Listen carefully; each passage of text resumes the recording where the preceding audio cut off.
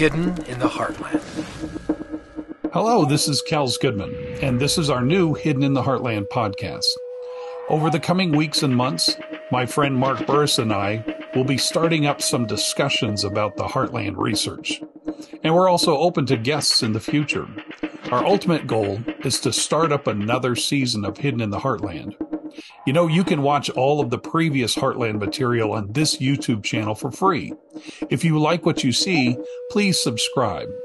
We also invite you to help us financially by donating to our Give, Send, Go campaign, which is specifically for producing Season 3. And you can do that on the link below. Thank you, and we hope you enjoy this podcast.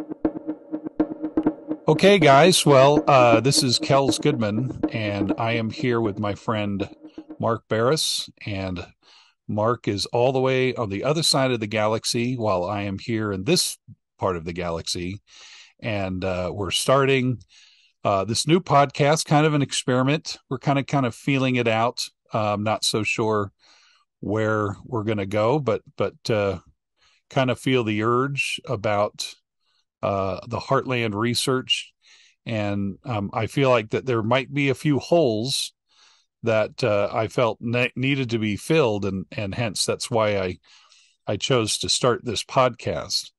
I feel like that this research is a lot like, it's kind of like everybody finds the Book of Mormon in a different way, whether it be a movie they watched, a movie made by the church where you feel this emotion, or whether it be somebody in a class that read it a certain way. There's a physical aspect that leads you to the emotional aspect. And in my opinion, the Heartland is just one of those other little emotional aspects that then brings you to the spiritual aspect. And then you take it, then the spiritual takes it from there. But that, the research is all it is just cool, interesting information that you don't base your testimony on. And sometimes people use that as the smart bomb of stopping the discussion of where the Book of Mormon could have happened. Well, it doesn't matter where, and that's where we go to, and it always ends. But on this podcast, I don't want to dive into the spiritual side of it. I want to dive into the archaeological side of it. But so, Mark, when did you first hear about the Heartland research? So I first heard about it I think it was like 2008. I was visiting my dad in Texas, and he said, "Hey, you want to watch this really crazy DVD?" And it had to do with the DNA. So I was kind of introduced to it. A little kind of seed had been planted. And then around 2009, I had kind of been in between jobs, and an opportunity came up for me to move to Palmyra to actually work on a project where the Book of Mormon was to be printed the same way it was in 1830 with movable type. Yeah, so movable type, handmade paper, printing press, just down the street from the Grandin building. So I was kind of in this building that had been built in 1805, really didn't have much to do, and Wayne May's, every book that he had written was there for some reason. So the only thing I really had to do was read those books. And then I was kind of freezing to death in that print shop during the winter. So I had become friends with the manager at the Palmyra Inn. And I said, "Hey, why don't you make me your assistant manager so I don't freeze to death?" And he said, "Sure." So the Palmyra Inn housed a little museum, and I was the night manager, and there's not much to do. So I would go into the museum at night and look at the artifacts and watch the other DVDs. Later, I became the manager of an LDS bookstore on Main Street, Palmyra, and that museum moved over to my shop. And, trying to be a good, bookstore manager, I needed to know the material that I had in my store. So I became pretty well read with the Heartland material and other LDS material. Yeah, because you were around it the whole time. So it's like I was around it. And you're right by the Hill Cumorah. So yeah. So I mean, and I've and constantly talking about the Book of Mormon, the publication of the Book of Mormon, constantly talking about Joseph and his life in Palmyra, the early life of the prophet. So it was just something that kind of became part of my life at that moment. And then I became friends with a lot of the people that are, I guess you'd say, the experts in the Heartland, those that give presentations and things like that. I helped with a little bit of research here and there. I'd run into things in early church history that I'd pass along. But that's really how I got introduced Yeah. to Heartland. Yeah. So it kind of clicked, and I think that's, yeah, I think for a lot of people that's how it is. It's just, it's sort of a clicking mode, and it's also people who seek for truth. I mean, obviously, I remember hearing that about going to the conferences, was that they were filled with people who were truth seekers, because, and sadly sometimes those truth seeking moments turn into conspiracies, but conspiracies are created from, and this is just my personal take, is that conspiracies are created due to lack of information. So if you have very little information about anything, then somebody's going to fill it with something else. Mm. And so if you find any inkling that shows, hey, it may not be what you think it is, then obviously there's a tendency to run in that direction and go, well, what is it? Where is it? What's happening? And so we get hungry. And there isn't very much information on the Book of Mormon.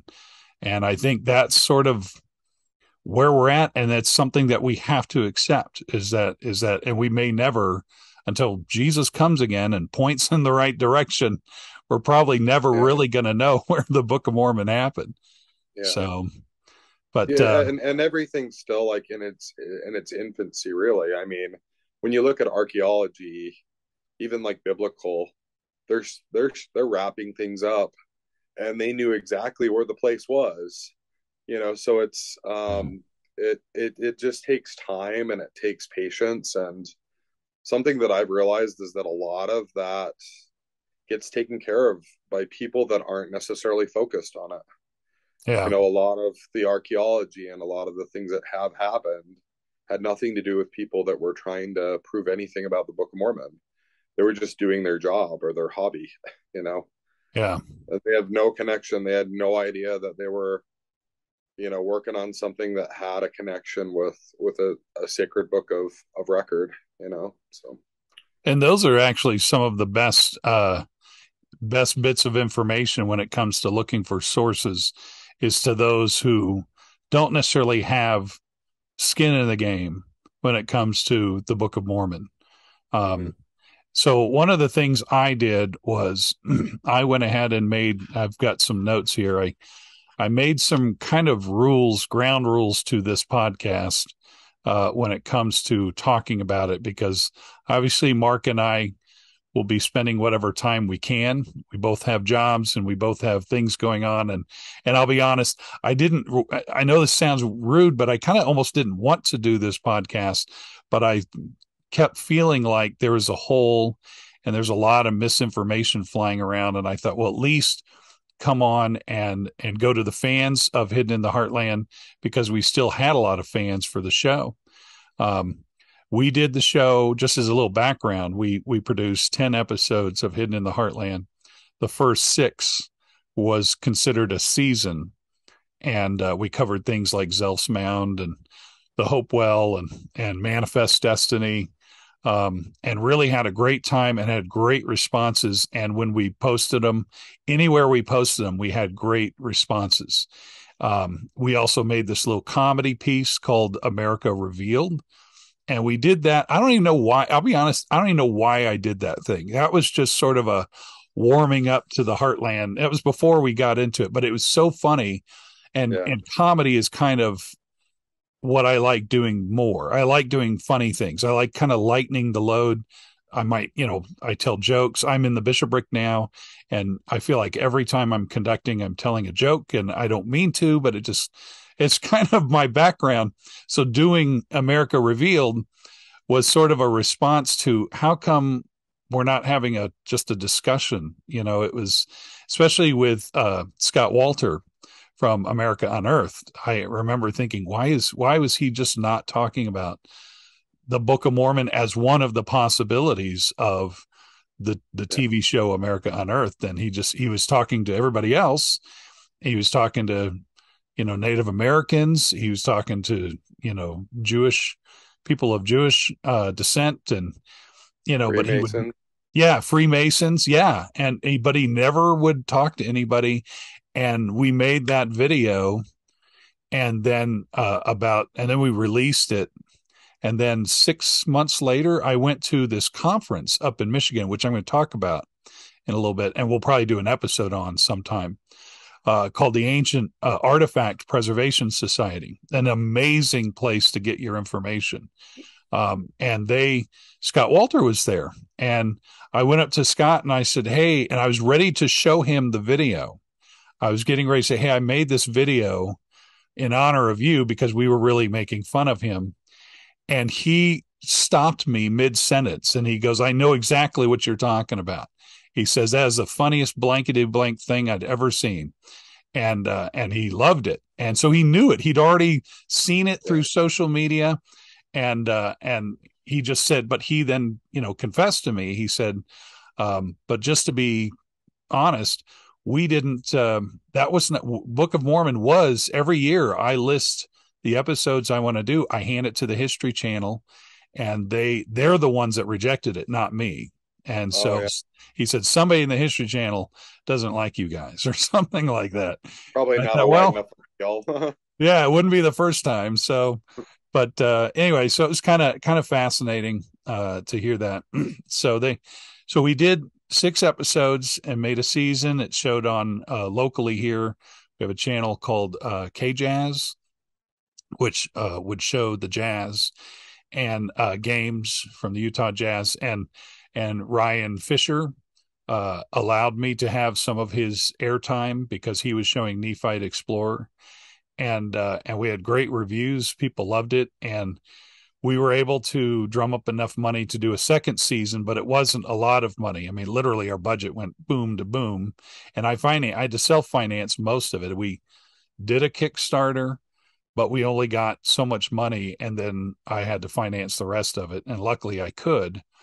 And but it was definitely a labor of love putting it together. We were not getting rich off doing this show.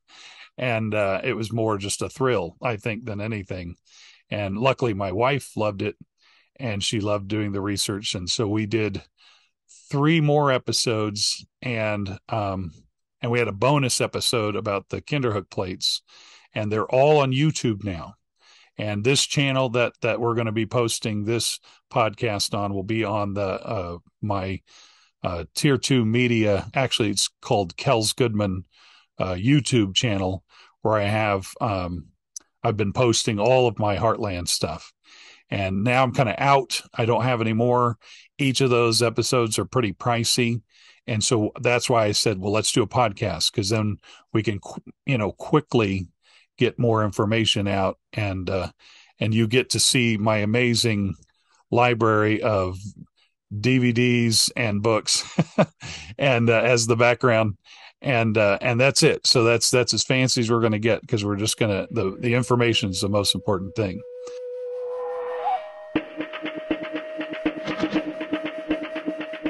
So one of the things I was going to do is talk about some ground rules. One of them is one of the rules that I feel like when we talk about Heartland, when we get into the meat of it, we won't be in as much meat today on this episode, but I did just want to set some ground rules. And that was one of the things. The study is fun. It's not doctrinal. It's not to change faith, hope, repentance, baptism, gift of the Holy Ghost, enduring to the end. That's a separate thing, and I'm not here to get into doctrine. I'm only here to get into archaeological, who was here before Columbus. That's it. That's really all we want to know, is who was here before Columbus. The other thing is, we said earlier, we'll probably never find the truth. while we're here, the full truth, we have one. I look at one North Star in all of our research, and that is the Hill Cumorah. We also have Adam on Diamond, but as far as sticking to Book of Mormon, geography, possibilities, the Hill Cumorah, in my opinion, is kind of the North Star. It's what Joseph Smith said. And even then, we're going to talk about that on another episode, the Hill Cumorah, but even that has been altered, obviously, over the last 100 years in that discussion.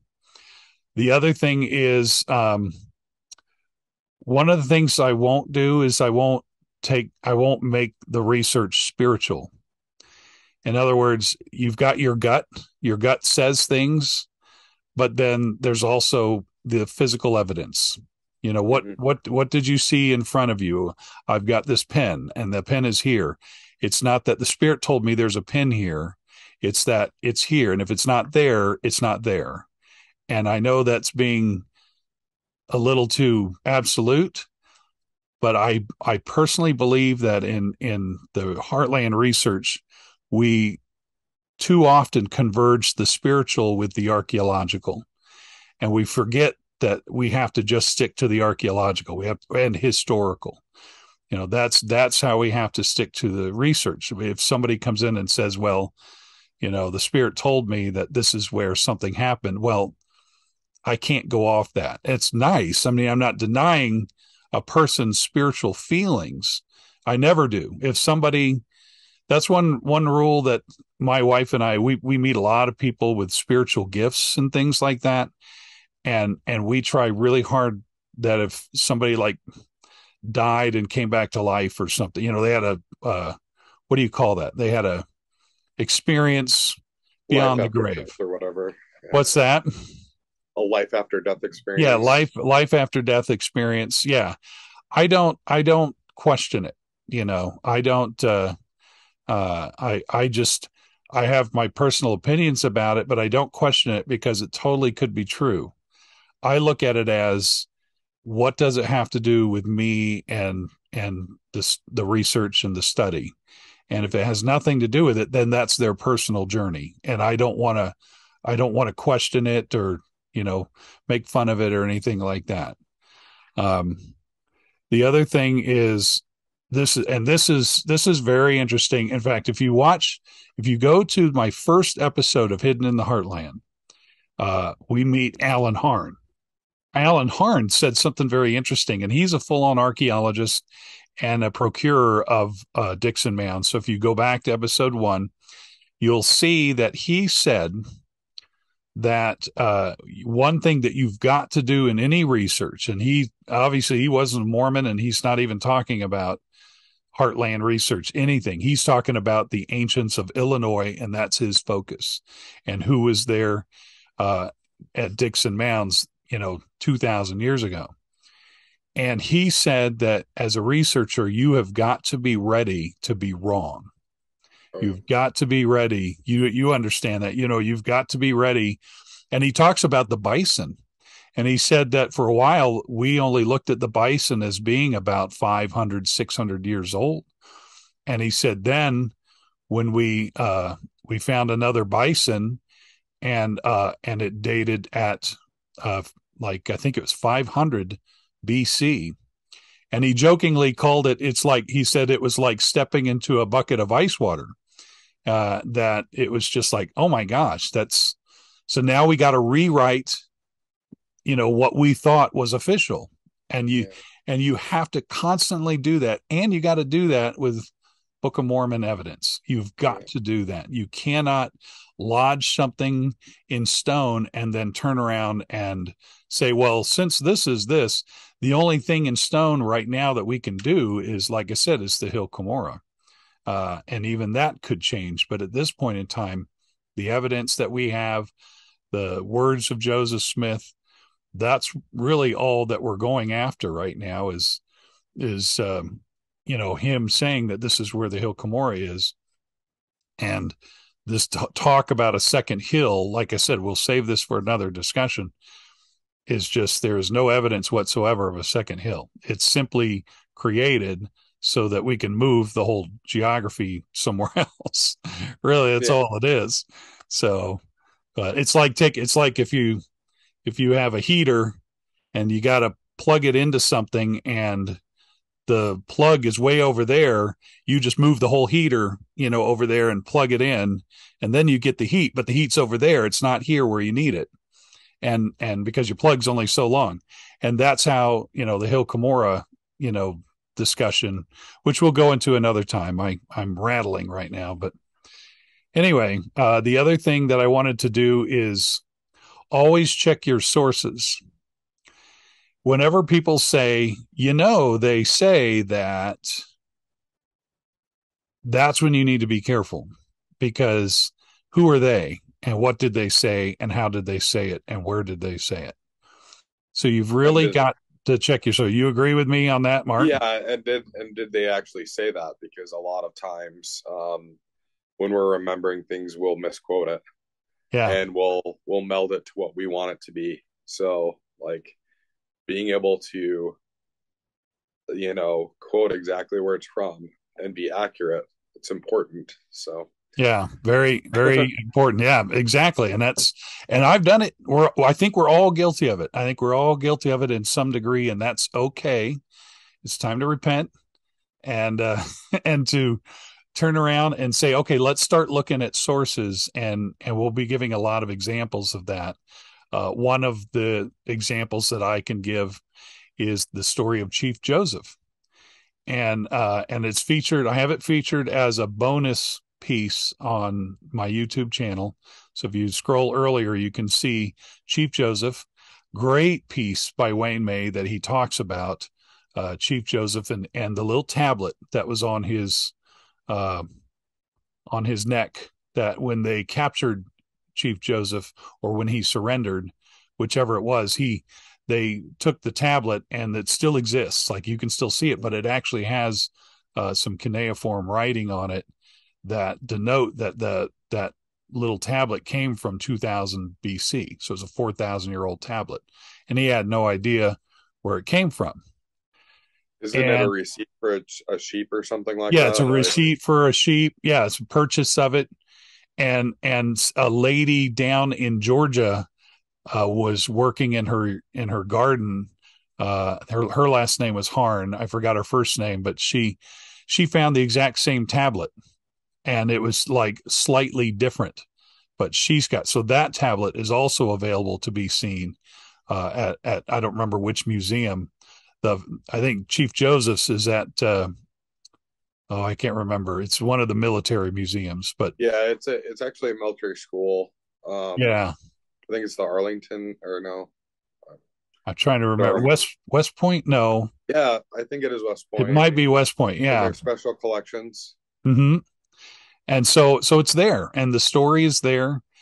But the Mormons, those darn pesky Mormons, they add that the part of the story where they say that Chief Joseph said that this came from my ancestors who were white, and he never said that. He never said that these came from my white ancestors. But the Mormons add that because it helps with the whole Nephite.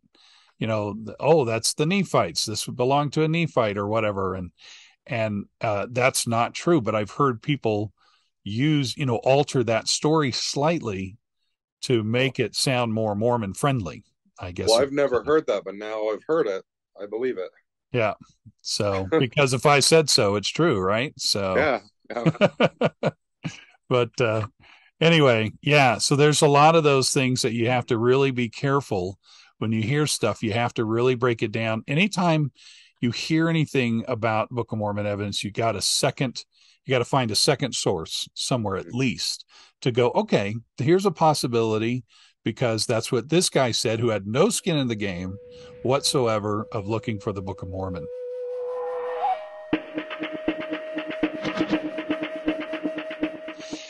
Mormons are really big into acceptance, and that's part of why we're hungry for it, and that's one of the things to look out for. I remember when I was a kid, a lot of people know that I'm a big Star Wars fan, and if I spun this camera 180, you'll see all the Star Wars stuff I have over here, and it's embarrassing. Maybe one day I'll bring some in. But as a kid, I was getting into movies because I was 10 when Star Wars came out. So I was at that prime age that most of my friends were that got into movies like I did. And so I knew when I watched the behind the scenes to The Empire Strikes Back that Yoda was taken from Albert Einstein. That was his facial features were Albert Einstein, but there was no evidence of Yoda being patterned after Spencer W. Kimball. But that people ran with that, and Yeah. and so I go to BYU, years later, and I sit in a class, and somebody talks about how The Empire Strikes Back. In The Empire Strikes Back, you saw Yoda, and that, oh yeah, filmmakers were Mormon, and they patterned Yoda after Spencer W. Kimball, and the Force is the priesthood, and I remember I knew a long time ago that that was not true, and I tried to correct it. But Mormons love acceptance. They love to know that that's why you hear the whole Steve Martin was a Mormon or whatever. Anything that's good, we love to think, oh, that's us, that's our people, because we're hungry. I mean, admittedly, when you think about it, when you're part of a religion that got kicked out of the United States years ago, and you're always made fun of because of the guys on bikes and polygamy, you have a natural tendency to go, look, I'm looking for some kind of acceptance. That is a Yeah. natural tendency.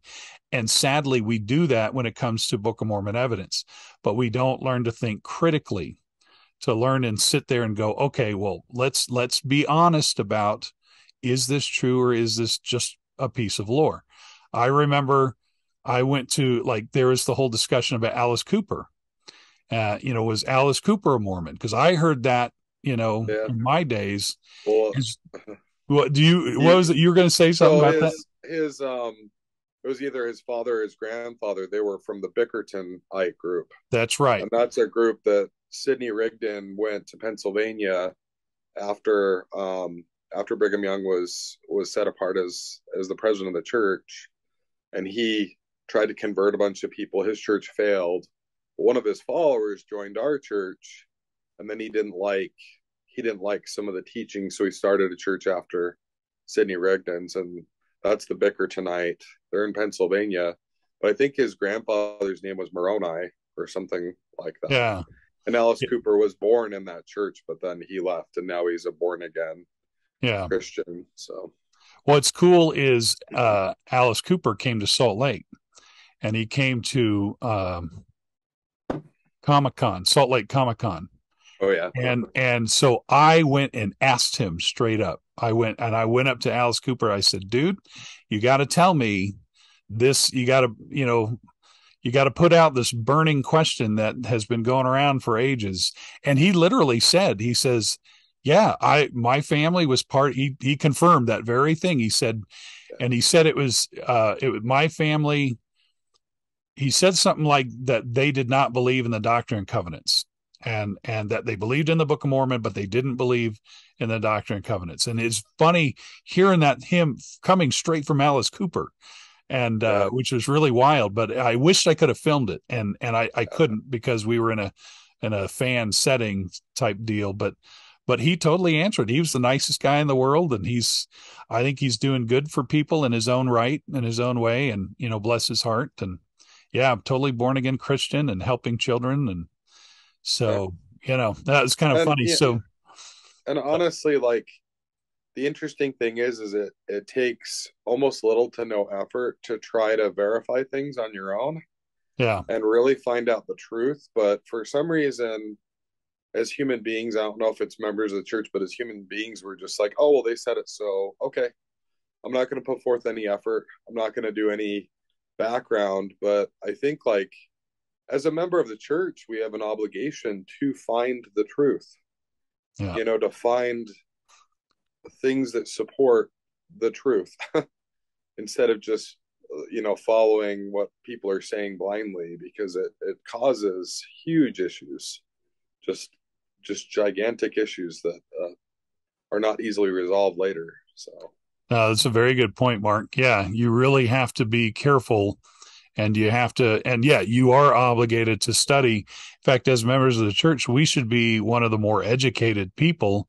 because we're given so much material. I mean, there are so many books written about church history, and we should, keep ourselves up on these things. But we're in a world right now where we get everything from sound bites and quick one-liners and somebody's Facebook post and or whatever, and that's the extent of it. And we have to be very careful, especially in Book of Mormon archaeology research, knowing that we're going off of nothing. We're going off of very little, and we're starting, from there and working our way backwards, so to speak. That's kind of what I've been doing. Is I just finished reading the Book of Mormon all the way through. I did it in 2 months. I did 10 pages a day, which took about 30 minutes a day. And I bought a big Book of Mormon, and I just hand wrote the heck out of it. And I just went through and found every little bit that showed something, some hint, archaeologically, a mound, the mention of, the narrow neck of land and all that kind of stuff, and I tried to kind of do that, knowing that this is where the first bit of information is going to come from, is right here. And from that, we have the Hill Cumorah, and beyond that, that's it. That's almost all we've got. There might be some other Zelf's Mound. I guess that's another piece that we could, that is a little North Star, as we know that Zelf's Mound is there. And um,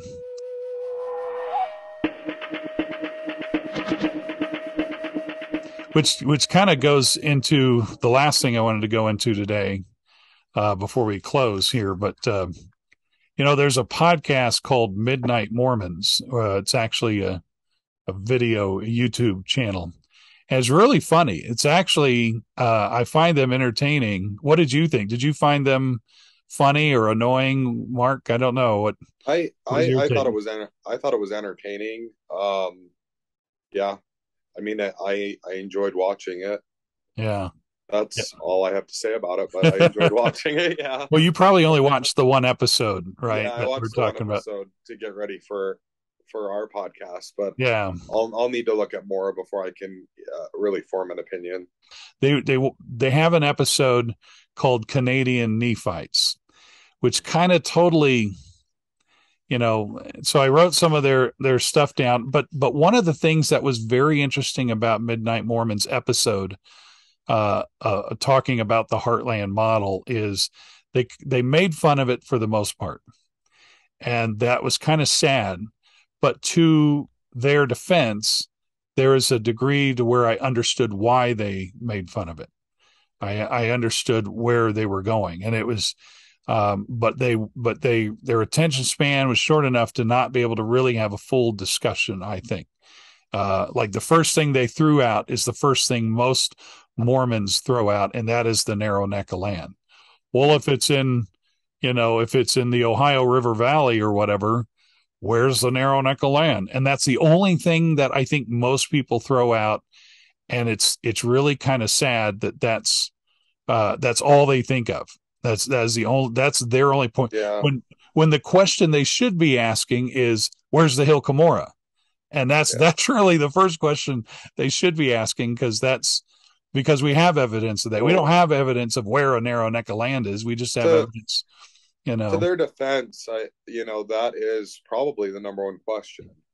yeah, So I mean, even though in the scriptures, like in their podcast, so like it mentions a narrow neck of land like a ton of times, and only mentions it I think 3 times in the yeah, whole the yeah, whole text of the Book of Mormon. So it's not something that's mentioned continuously over and over and over again. But I remember, having my bookstore, and that was the question: "Hey, where's the narrow neck?" And I said, "Well, we all know there's only one in the whole world, right? There's only one, and it's in Panama." And people would say, "What? There's only one?" But just to get people thinking. yeah, But yeah, definitely, I think the question needs to start with what do we know first? Where's the hill? Where were the records taken from? Where did the prophet Joseph consider the hill to be? What about the witnesses? What about all those early members of the church that heard him directly? Where did they consider it to be? So yeah, that's got to be your starting point for Yeah. everything. Yeah. And I think that's we had some friends over last night, and I was telling them about how we were starting this podcast, and they hadn't heard of the show, and so the first thing out of their mouth was, well, it doesn't mention snow, in there. So, and there's so many elements that can change these things. You're right. There is Yeah. no snow being mentioned, but there's also no rain either. And you don't hear them talking about they're having a sunny, nice day, or in almost all of scripture, the only time weather is even ever mentioned is only when there's a drought, and Mm-hmm. because they asked for it, I guess, or they Yeah. they have sinned, and so they have to. But that's the only time really weather is even ever mentioned. So whether there's snow or not Well, doesn't, and I can imagine, Mormon abridging the plates, and he's like, "Oh, I'm definitely going to put all these weather records, and that's going to be really important, in That's right. 1830 when they pull this record out of the ground, they're going to want to know that we had a really bad winter, or That's a good point. Yeah, that's right. It's like today on this wintry day, and oh boy, the sun was out, and yeah, exactly. Yeah, that's no weather reports at all. So you can say what you want, but and that is the other that was one of the other things that the Midnight Mormons guys kind of complained about was, well, they're all running around naked. And what's funny is, I don't know. I'll be honest. I have no idea. I mean, there's several things, and I'm not saying these are the answers, but there's several things to think about. One of them is uh, weather patterns have changed over the years. That oh yeah, climate change does exist, just not the way yeah, everybody thinks it is. But yeah, when you find things like if you go to Nauvoo and you visit with a friend of ours who has a little museum there, he has a petrified palm tree in Nauvoo that was found there, and right in actually it was on the Iowa side, but yeah. he's a great guy, and we made an extra video about him on one of our episodes. But and then there's also tin, the copper being made during the Hopewell period. Parrots were made, and little elements to show that they knew where warmer weather elements were created. So Mm-hmm. it could have the weather could have changed. The other idea to throw out that I wanted to kind of explore on another episode was, they always, whenever they wrote the Book of Mormon, they would write in years. They'd always say, and this is the end of this year, and then something else happened, and now this is the end of this year. Something else happened, and now that's the end of this year. Who's not to say that there were moments where they had breaks, where it's like the winter's coming and the war stopped, and or whatever it is they were doing, and they did decide to put some clothes on. It's not like it was all the time, every time, because it does get hot. I'm sure it does get hot up in New York, and I'm sure it gets Mm-hmm. hot in Michigan. And so it's not like things were happening all year long for everything. So we kind of, that's part of getting our mind out of the limits that we have created it when people wrote things down, and realize that it may not be totally what we think it is.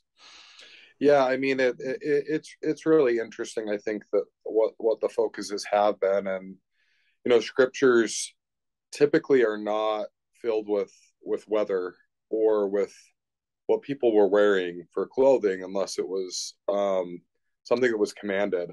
Yeah. So a lot of times we have to look at scriptures for what is their purpose, and if there is some information in there, it may be helpful to try to figure something else out, or it may not be. It Yeah. may just be that it was just kept in there, and when the abridgment happened, he just left it in. He just left it in. But it it it will certainly be interesting of what what surfaces and what is found, and but I think that we tend to focus on really silly details. Yeah. And it's Yeah. unfortunate. Yeah. No, So, you're right. And one of the other things that Midnight Mormons went into, which was a little rough, and it was they really kind of focused on um, the Book of Mormon Evidence people, those who study, as it kind of got political a little bit, like it almost, like they were kind of touting racism a little bit to those who were yeah. studying it because of the whole America thing, like the promised land. And admittedly, and this is where I'm going to be very careful because I love my brethren and sisters who study and attend the Heartland conferences because I love it, because it's great research. But I do know that sometimes we kind of divert into politics. And because we do divert into politics, we take our audience and we kind of cut them in half. And we're not focused and staying right on the Heartland research, no matter who you are. And so I believe that the guys from Midnight Mormons, while they're not seeing the whole picture, some of their arguments are valid because they kind of go into this. Like, I couldn't believe they mentioned the curse of Cain. It's like that has nothing to do with the Heartland research. I don't know where they got that from. But they said, yeah, they kind of even talk about the curse of Cain. It's like, we don't know anything about Cain, and so what? We're not even dealing with that with Cain. We're dealing with It's not even it's a Book of Mormon research group. They're not going into Old Testament biblical, yeah, anything like that. I yeah, mean, unless it's I know that like Wayne has touched upon that with the Jaredites a little bit and some yeah, things like that. I don't know if they're, if that's what they're looking into, but admittedly, um, the hosts of the podcast were like, "Hey, we know nothing," yeah, and they yeah. list maybe five things that they had kind of heard of, and then Mm-hmm. they kind of made fun of it a little bit, and then moved on. So Yeah, I would love to talk to those guys someday, maybe, and be able to talk it. But maybe that's not their style. Their style isn't yeah, necessarily to sit down and talk, and that's okay. They're fun and enjoyable, and I actually, like I said, if you watch some of the other episodes, you kind of have to have an open mind, oh yeah, about where they go. It was fascinating to hear what they were saying and what side they were taking. I did like that he was going into the antiquities of New York because that's where we belong. yeah, absolutely. That's the discussions, and I think when we get into future episodes, definitely, who's the all of a sudden it left me all of the words given by the early governor of New York and the 1800s, amazing stuff. Um, was it And Governor Clinton? yeah, yeah, I think Governor Clinton of New York, and it's I keep on finding things that are newspaper articles about how the Smithsonian and other museums on the East Coast were requesting artifacts from Western New York and yeah, them shipping wagon loads and wagon loads and wagon loads out there, and then them being mislabeled as to where they came from yeah, because people wanted to see artifacts from New York City, not Western New York, yeah. when they were visiting the city. So yeah, I mean, when people say that, hey, there was nothing found, well, it was written in books you haven't read and newspapers you haven't seen yet. It's there, but Yeah, you just don't know about it. it totally is. Yeah, I think, in fact, that was actually going to be when we were planning a season 3 of Hidden in the Heartland, before COVID hit. One of the big places we needed to be at was New York, and Yeah, New York was the worst place to be during COVID, as you know, and because that's where you're at.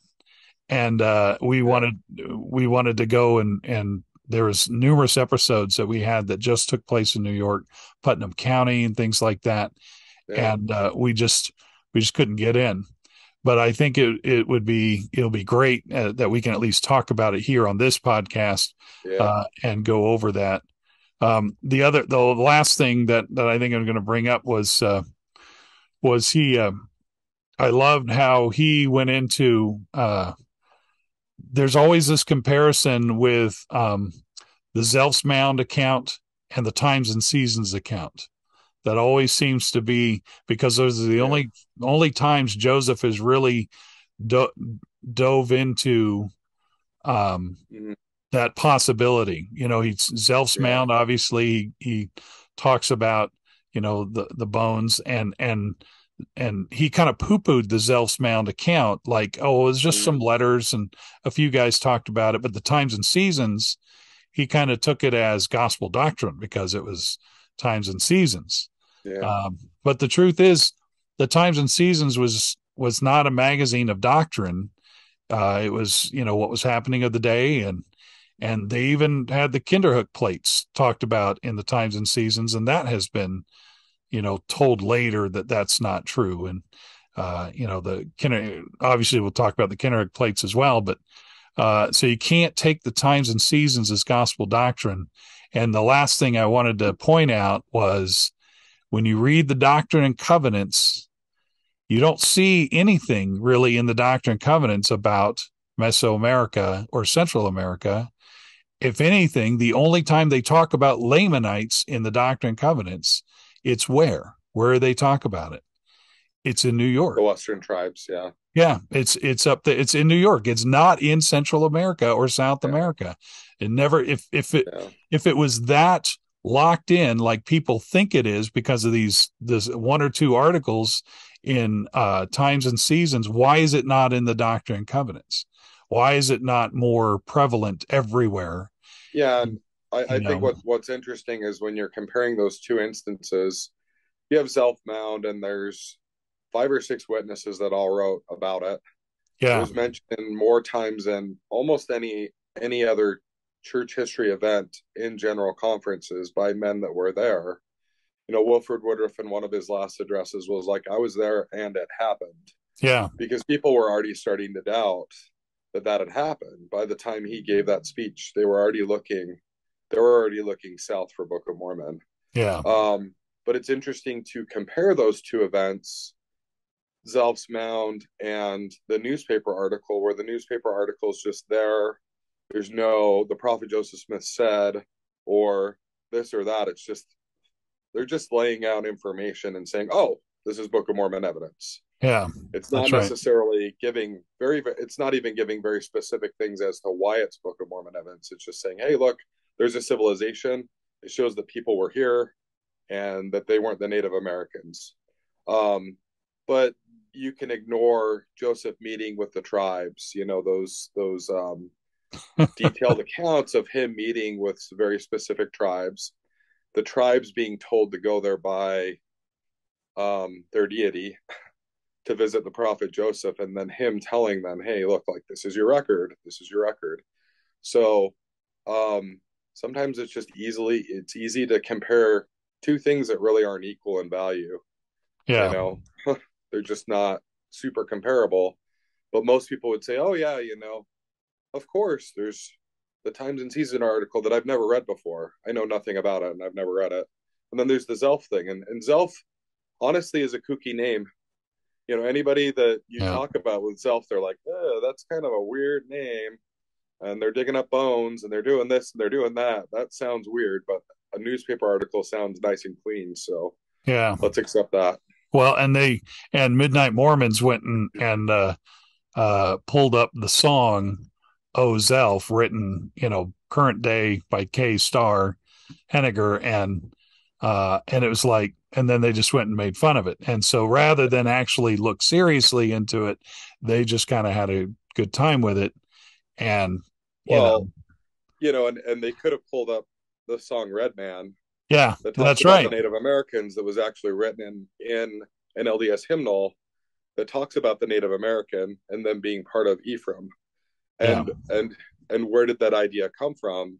Well, that was taught by the prophet Joseph. yeah, It's an actual hymn, but let's pull up this weird thing that's on the internet somewhere that you're like, oh look, you know. yeah. That I never even saw that. I mean, I know K. Star Henninger and I know that there's this, and that is kind of that is sort of the flaw of the Heartland research today, is that it's almost become like a popular movie, where now you almost have action figures and you have books, and coloring books of Zelf, and or you have all these things that you see that I get, help kind of confer what we know about Zelf's Mound and the Heartland research, but we've turned it into this kind of pop culture, mini pop culture movement that's not really just focused on the research and advancing the research to more things. Yeah. Instead, it's become more like a fun, for the kids, kind of, and we're going to sing a song about it. And there's Yeah. pictures. And, I didn't know about that song either, yeah, I didn't either. and it's funny because you and I kind of keep up with things. And I was like, oh, well, I guess you really can find anything on the internet, and you can find anything that will support your, making light of something or whatever the case may be. So Yeah. No, I think it's just fascinating, and it's fun to see. I think it was good to watch the Midnight Mormons discussion, because then we can really, I mean, they've got it mischaracterized, but there's to a degree, I understand why they characterized it yeah, like they did, but they're missing a lot of the point, and as we go into future episodes, we'll discuss some of those points.